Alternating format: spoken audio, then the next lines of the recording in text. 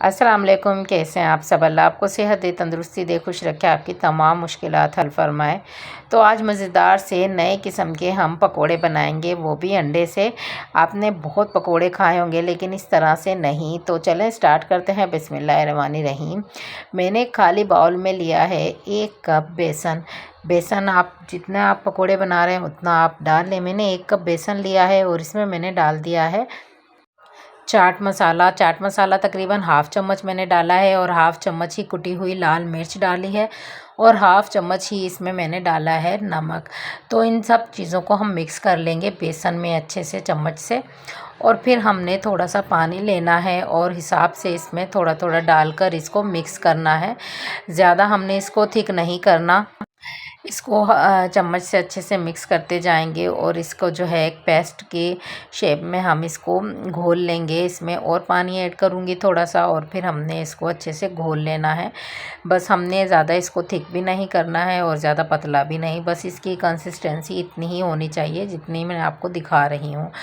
तो इसको रखते हैं साइड पे। मैंने बॉयल अंडे ले लिए हैं, इनको हम कट कर लेंगे इस तरह से। एक अंडे में से मैंने 4 पीस किए हैं और अब मैंने ऑयल गरम कर लिया है पैन में। अब हमने जो पेस्ट बनाया था बेसन का उसको अच्छे से मिक्स कर लेंगे एक दफ़ा फिर से चम्मच से। और अंडे का जो है हमने एक टुकड़ा उठाना है और इसमें अच्छे से डिप करना है पेस्ट में। जो बेसन का पेस्ट हमने बनाया है इसमें अच्छे से इसको चारों तरफ से कोट कर लेना है। बेसन को इतना थिक रखना है कि बेसन जो है इस पे से उतरे ना और अच्छे से इस पे कोट हो जाए। तो इस तरह से हमने सारे जो हैं टुकड़े एग के हमने इसमें इस तरह से डिप करने हैं और ऑयल में डाल देने हैं इस तरह से। तो इस तरह से ही हम सारे अंडे जो है डाल देंगे और इनको थोड़ा थोड़ा सा उलट पुलट करके हमने चारों तरफ से अच्छे से पकाना है। डीप फ्राई कर लेंगे तो बहुत अच्छा होगा, चारों तरफ से एक ही दफ़ा में पक जाएंगे।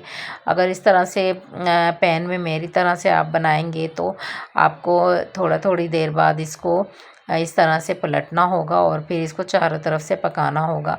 तो इसमें भी जल्दी पक जाते हैं। तो इसको सिर्फ 2 ही मिनट लगते हैं पकने में क्योंकि अंडे जो हैं हमारे बॉयल थे। और इसमें जो है हमने सिर्फ इसको बेसन को ऊपर से पकाना है और बेसन को अच्छे से पकाना है। बेसन बिल्कुल भी कच्चा नहीं रहना चाहिए। आँच इसकी कर दीजिएगा हल्की। तो चलें तैयार हो गए हैं हमारे सारे के सारे पकोड़े। इस तरह से हमने ढेर सारे पकोड़े 2 अंडों से बना लिए हैं और इस तरह से देखें बहुत क्रिस्पी और मज़ेदार ये बनकर तैयार हुए हैं। रेसिपी पसंद आई हो तो प्लीज़ चैनल को सब्सक्राइब कीजिएगा, लाइक कीजिएगा, शेयर कीजिएगा। दुआओं में याद रखिएगा। अल्लाह हाफिज़।